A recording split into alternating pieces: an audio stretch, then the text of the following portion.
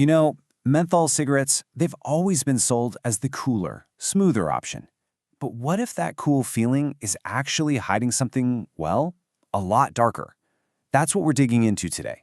The really controversial story behind that one flavor. So what is it about menthol that makes it so much more than just a flavor? I mean, this isn't a new debate. It's been at the center of a massive public health battle for decades. So what's the big deal? Okay, so here's the breakdown. On one hand, you think it's just a minty flavor, right? Makes it feel cool. But what it's really doing is acting like a numbing agent. It soothes your throat so you don't feel the harshness of the smoke. Think about that. It's not just a flavor, it's a tool that helps you inhale poison more easily. And to really understand how we got here, we have to look at where this all started. The first major battleground in this menthol war was the deliberate, strategic targeting of Black communities. And I want to be really clear here. This was not some kind of accident. The research is very direct about this. The tobacco industry intentionally went after Black Americans with these products. That one word, intentionally, wow, it changes the entire story. So how'd they do it? Well, it was a full-on marketing blitz. They absolutely flooded Black neighborhoods with menthol ads. They made sure the products were everywhere, on every corner store shelf. And they even sold them for cheaper. It was a calculated, full-scale assault. And the result of all this? Honestly, it was devastating. Just look at the numbers on this chart. The difference in menthol use among Black smokers compared to other groups is just staggering. The strategy worked exactly as planned, and a whole community ended up paying a heavy price. But it gets even worse because this isn't just about clever marketing. There's a real biological trap here. It turns out menthol itself can make cigarettes more addictive. It basically hijacks your brain chemistry, cranks up the dependency, and makes it way, way harder to quit, even for people who desperately want to. Okay, so that's the first front of this war. But the industry didn't stop there. They took that exact same playbook, using flavors to make their product more appealing, and aimed it at a whole new generation, young people. And their weapon of choice this time?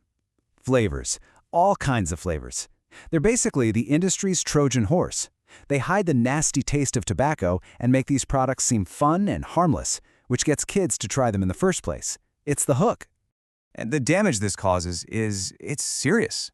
We're talking about nicotine physically changing a teenager's brain while it's still developing.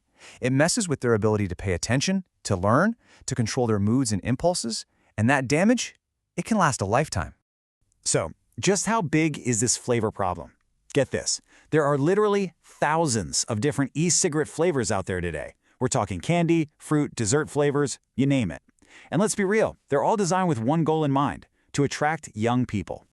Okay, so at this point, you're probably thinking, wait a minute, how is any of this legal?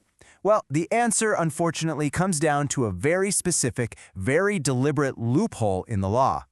Let's go back to 2009. A really big law passed that banned flavored cigarettes. Huge win for public health, right? Well, kinda. There was one major exception. They specifically left menthol off the list. And that single exception? It created a massive loophole that the industry drove a truck right through. So that one legal gap did way more than just keep menthol cigarettes on the shelves. It basically opened the floodgates for thousands of new flavored nicotine products, especially e-cigarettes.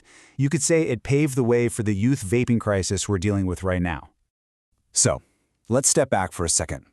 We've got these two huge public health crises running in parallel. The targeted marketing in Black communities that's gone on for decades, and this newer explosion in youth vaping. It feels like an unfinished fight, because at the center of both is the exact same weapon. Yeah, these aren't two different problems. They're two battlefronts in the very same war.